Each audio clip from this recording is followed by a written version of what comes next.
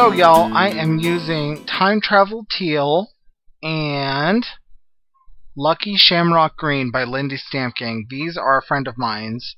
She bought them. I sprayed this gessoed page down. It's a craft colored page. I sprayed it with water and then sprayed these two colors. That's the shamrock color and then the teal color.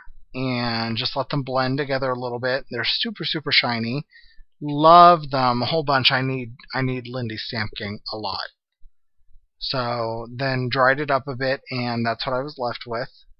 And this is Pegleg Peat Purple. This is one of the Moonshadow Mists, so it's a brown with a purple shimmer in it. And this is through an Wow Studio stencil. This is one of the brand new stencils. I think this is the Moroccan stencil, or she calls them masks. And I flipped it over and got the reverse in the middle.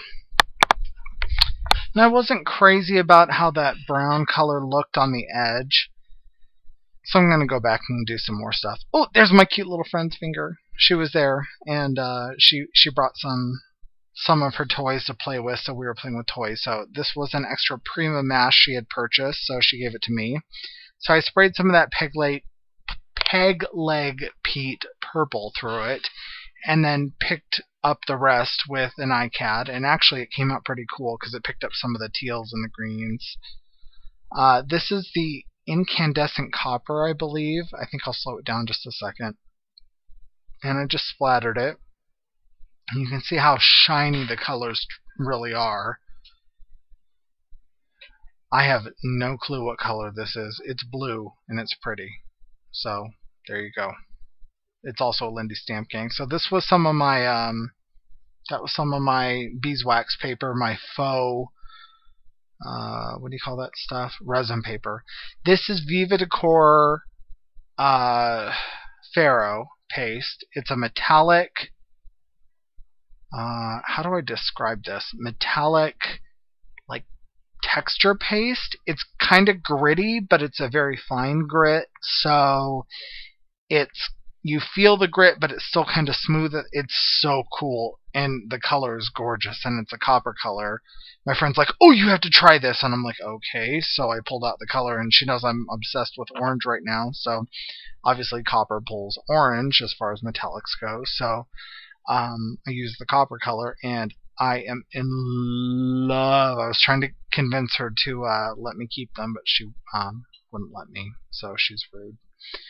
So then I just sprayed the stencil down with water and then tried getting the reverse on some iCads, and it kind of worked. I mean, it's not like it's super textured or anything, but at least it gave me some texture, some visual texture on the background of some of those iCads.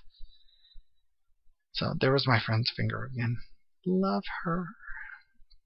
So this is some of my beeswax paper, the faux resin paper, and I am taking this, and she's like, "No, go vertical," and I'm like, "No, I want to go horizontal."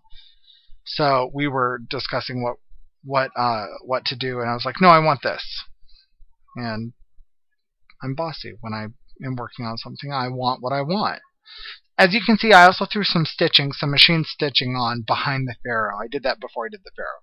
So we also went to Viva Las Vegas Stamps and got some new stamps, and these were from the consignment table. They have a whole table full of consignment stamps, so they're used, and they're $2 a piece.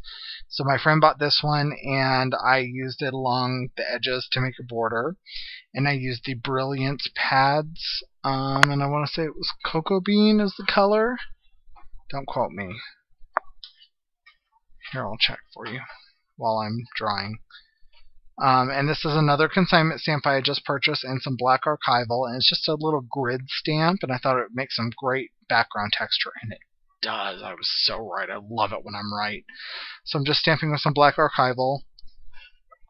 And let's see, drying it up. Anytime you dry the beeswax paper, it reactivates the beeswax so it gets wet again. I recommend using hot glue gun with the beeswax, or something like glossy accent, something to that effect. So here I am using the Brilliance again. Yeah, it's Coffee Bean is the name of the color. And it's a pigment ink, so you don't have to worry about when you get it wet about it reactivating. And I'm using a couple different colors of distress ink. I think peacock feathers, evergreen bough, and peeled paint. I was going with the blues and greens since that was my background color, and the coffee bean matched the color of the Faro paste. The nice thing about the Wow Studios stencils is that they're super thick. They're probably at least double, if not 2.5 times the thickness of a Crafter's Workshop stencil. So they're really super thick. So if you put something thick through them, they're going to keep their shape. It's going to keep it shaped depending on what medium you used. As you can see, I cut this butterfly out and I'm using Versamark. So it's going to keep its shape and it's going to be really super thick. It's awesome. So I used some Versamark and some clear glitter embossing powder. It's got glitter like essentially built into it, and so it just intensified the colors and made them glittery. So I thought that was a kind of cool technique. This butterfly turned out really, really pretty. So I'm using that Brilliance pad again, and I am stamping the exact same butterfly down. And I was just trying to get the antennas to show up, and as you can see, it didn't work out that well. So I hot glued the body of the butterfly. Then the wings, I double folded some foam tape over onto itself, so it was double thickness, and then put it under the wings so that way the wings stuck up more than the body did. So let's see, using a little bit of a Uniball Sigma white pen just to create like a little trail that the butterfly has recently flown on. Just a design element. Sorry, I feel like I've been talking for about 1,000,000 years, but so much to say. Oh my gosh, my friend bought me this set. Oh my gosh, is she not the best friend ever? Look at this set. Okay, she didn't buy it for me. She bought it for my wife. That's not the point. So she bought it for us, and I used the brown pen. It's the Stabilo pens, and I used it to draw on the antennas a little bit better. And I'm using this Brilliance pad again. Again, it's by, I think these are the same makers as Stays On. Yeah, Sukiniko Stays On. Makers. So it's a pigment ink, so once it dries it should be permanent. So I am stamping change, and as you will see momentarily when I stamp the G, it gets a little, it beads up a little bit on the wax, the beeswax paper. So what I end up doing is drying it, heat setting it into the paper and re-stamping it, which is what I did just there. So a double stamp got it to be perfect. So there's that. And then I'm taking a black Stabilo pen, and I love these pens. They're water-based, so they're not permanent, so you have to keep that in mind. But they're very, very fine point, and they're great for detail work. So, and they write over just about anything. I mean, I'm writing on top of essentially Stays On, which is the Brilliance pigment pad, and spray ink, and beeswax faux resin paper, and it's working perfectly. So I really can't recommend these Stabilo pens enough. I love them. Love them, love them. So I use that Brilliance pad yet again to go right around the edges of this page just to blend it all in, and it's again it's a pigment pad, so it's going to dry. Once it dries permanent, so I don't have to worry about it reactivating. And then I took my black Stabilo pen and just did a little bit of journaling. I just did free journaling, just put some thoughts on paper. I didn't even worry about whether or not I could read them. My friend asked if I could even read them back to her, and part of it was completely unintelligible.